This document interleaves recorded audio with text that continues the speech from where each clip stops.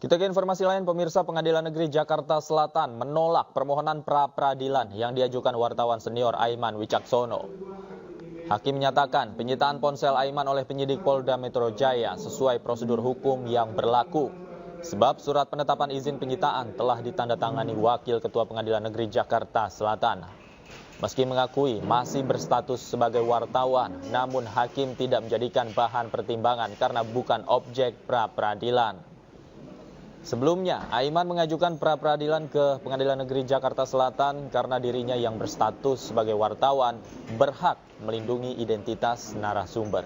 Sehingga penyidik tak sepatutnya menyita ponsel Aiman untuk mengejar identitas narasumber yang memberi informasi terkait dugaan aparat tidak netral dalam pemilu. Menanggapi putusan ini, Aiman dan kuasa hukumnya mengaku kecewa lantaran tidak ada alasan atau dasar hukum yang sahih dalam penyitaan ponsel dan akun media sosial milik Aiman. Saya sebagai wartawan yang sudah diakui tadi di dalam pertimbangan hakim. Artinya ketika ini kemudian kasusnya dijalankan, maka yang diadili adalah seorang wartawan. Itu yang jadi garis bawah. Yang kedua, saya tidak membuat video sendiri. Saya di dalam Instagram tersebut mengambil dari tayangan televisi, yang artinya produk jurnalistik tayangan televisi itu.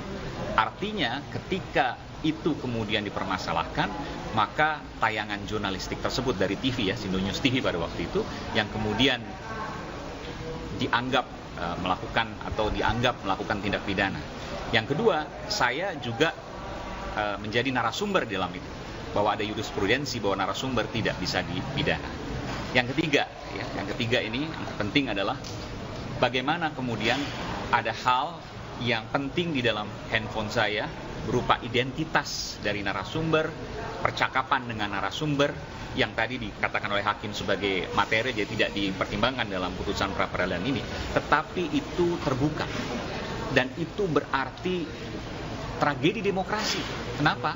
Karena orang akan takut untuk menyampaikan informasi-informasi penting, informasi-informasi yang dianggap perlu, yang kemudian dilakukan untuk melakukan perbaikan. Karena dalam konferensi pers tersebut, saya bukan menyimpulkan, tapi saya mengingatkan dan meminta agar informasi yang saya terima ini mudah-mudahan salah, saya sebutkan seperti itu, dan mudah-mudahan ini bisa ditindaklanjuti, dituntaskan.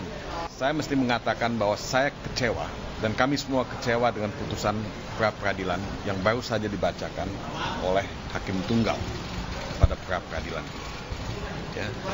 Kami sama sekali tidak melihat ada alasan-alasan hukum yang sahih untuk melakukan penyitaan berdasarkan pasal 38 KUHP. Dan kami juga melihat bahwa pihak kepolisian melakukan penyitaan yang eksesif, yang berlebihan.